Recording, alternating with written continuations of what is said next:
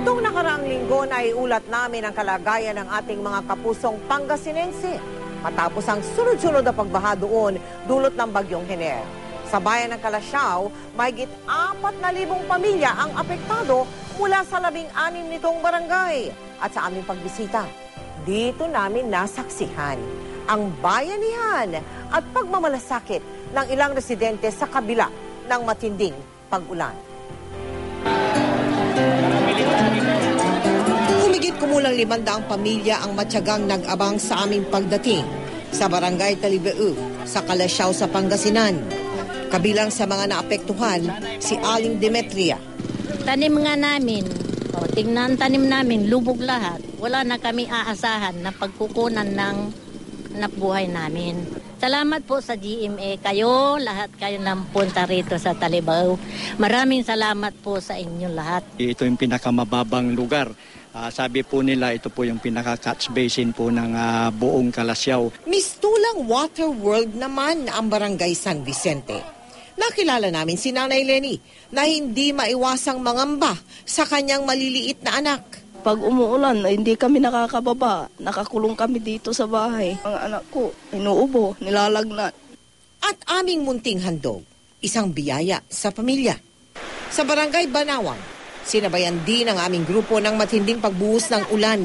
Ang ilang residente dito nakahanap naman ng pagkakakitaan gamit ang mga kuliglig. Ginagawa namin, nagpapasada kami para hindi lang sila mabasa. Hindi masyadong malaki ang kita dahil wala kaming bubong. Flash flood naman ang naging problema sa bayan ng Bugalyon.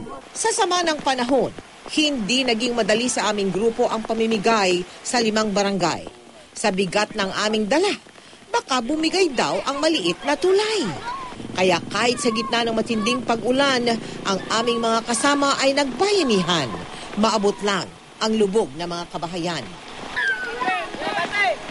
At ang babaeng ito, nagmalasakit pa sa isang nakatatanda na hindi niya kilala. Unti-unti na rin nagpakita ang haring araw, sabay nito ang panalangin na kahit ilang bagyo ang dumaan, naway buhay ang pagmamalasakit at bayanihan. Kumbaga, kapag may unos na darating sa buhay ng tao, meron ding liwanag na darating. Maraming salamat, kapuso! Tinig ng Mahigit 1,600 pamilya mula sa bayan ng Calasiao at Bugalyon, Pangasinan ang nabigyan po natin ng tulong sa nagdaang Operation Bayanihan. Kami po ay lubos na nagpapasalamat sa aming mga naging katwang sa project na ito at doon sa mga tumugon sa ating panawagan para sa mga biktima ng kalamidad. Para po naman sa inyong mga donations, maaari kayo magsadya sa aming tanggapan o magdeposito sa aming mga bank account o sa anumang sangay ng Cebuana Luwil Year o mag-log on sa www.kapusofoundation.com.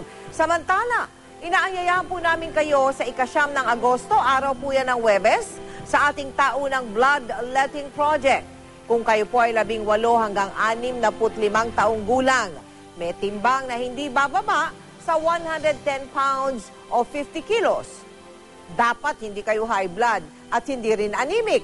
Isama nyo ang inyong mga kaibigan, mga kaklase, mga katrabaho at mga miyembro ng pamilya. Magkita-kita po tayo sa Evergotesco Commonwealth sa Quezon City.